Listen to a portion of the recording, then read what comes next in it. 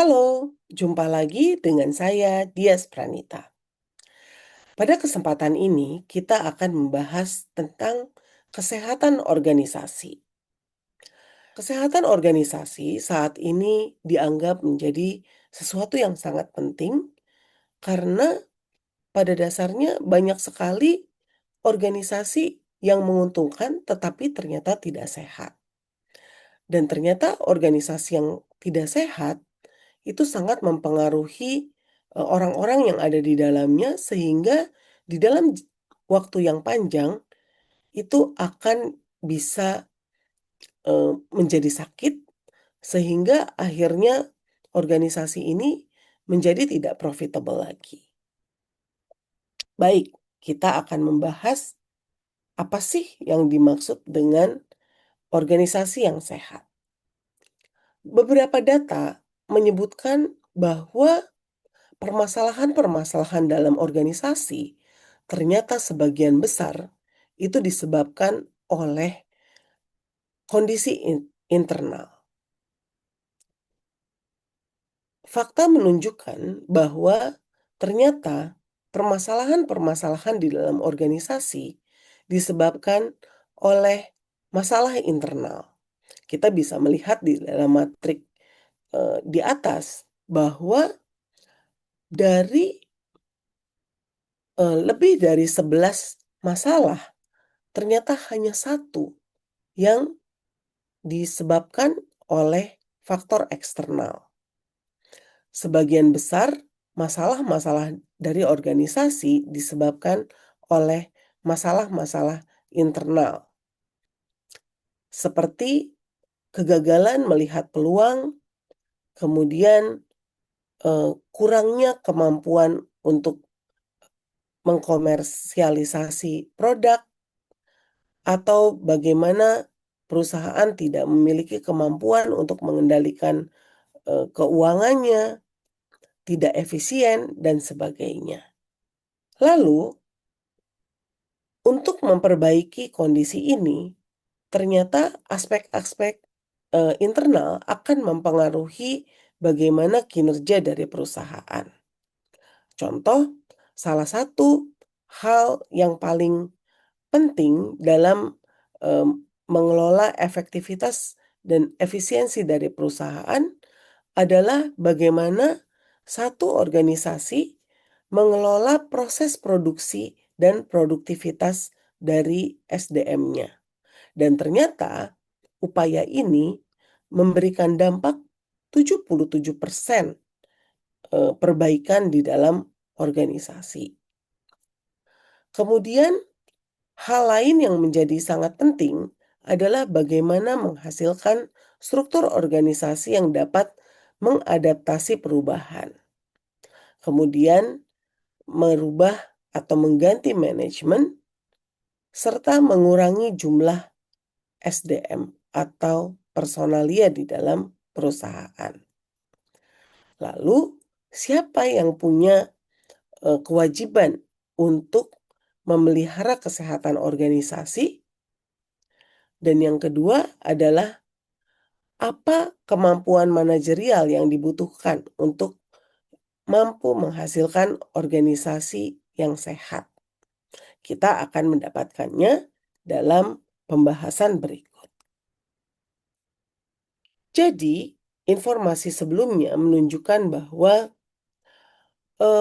banyak sekali organisasi yang ternyata bisa menghasilkan profit, tetapi ternyata dia tidak sehat.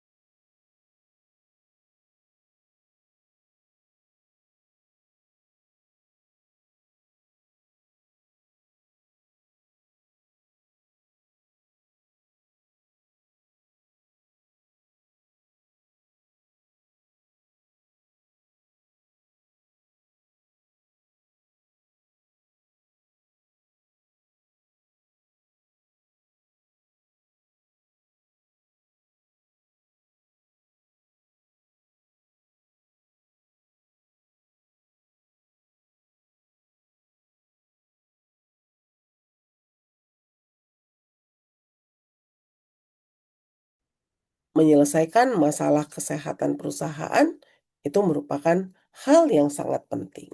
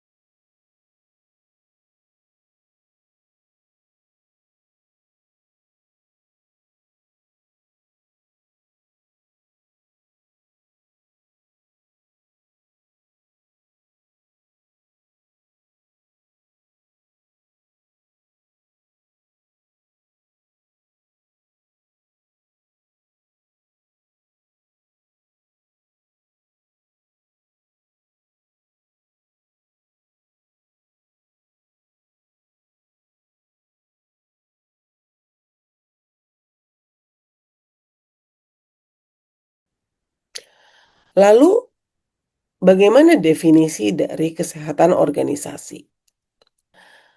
Perusahaan yang sehat adalah perusahaan yang mampu mengelola dan menyeimbangkan tantangan-tantangan dan keterampilan di dalam perusahaan, sehingga dia bisa mengendalikan lingkungan bisnisnya.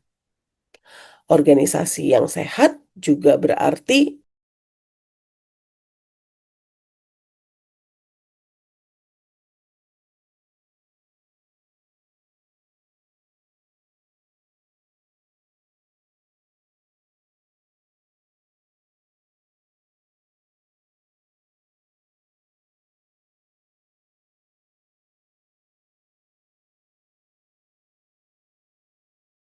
perusahaan tadi sudah disebutkan bahwa bisa saja tetap profitable walaupun memiliki budaya yang toksik. Tetapi, kondisi ini harus diperbaiki agar perusahaan bisa tetap berlangsung dalam waktu yang lama. Oleh karena itu, di dalam kesehatan organisasi, perusahaan harus mampu untuk mengembangkan, mengkomunikasikan, dan mengikuti strategi bisnis yang telah ditetapkan sehingga, eee, setiap orang dalam organisasi memiliki, sasaran yang sama dan mereka juga mampu untuk menghadapi perubahan organisasi. Perusahaan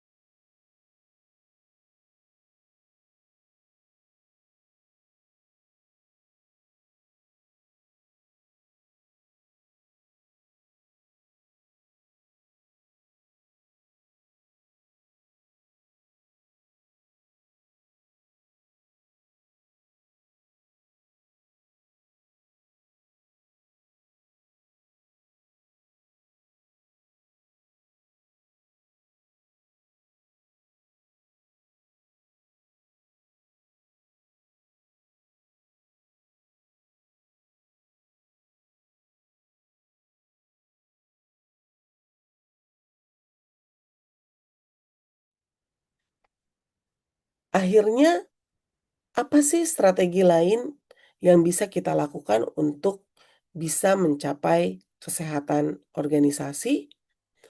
Yang pertama adalah strategi and purpose. Jadi di sini adalah alignment dari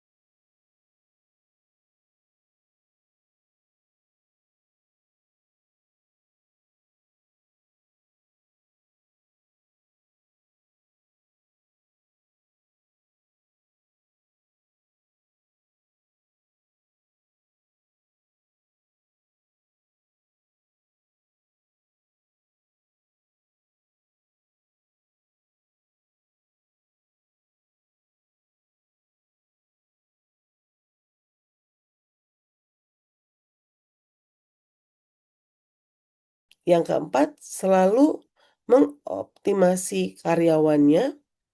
Yang kelima, mencapai operational excellence. Dan yang terakhir adalah perusahaan yang mampu adaptif dan tangguh. Baik, setelah kita mencapai materi tadi, berarti berakhirlah materi mengenai kesehatan organisasi.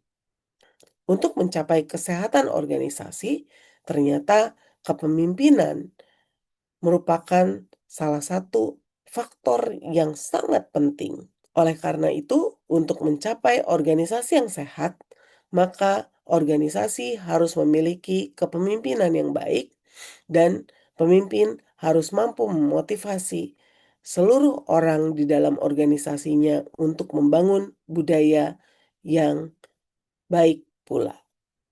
Demikian materi hari ini. Terima kasih dan sampai jumpa.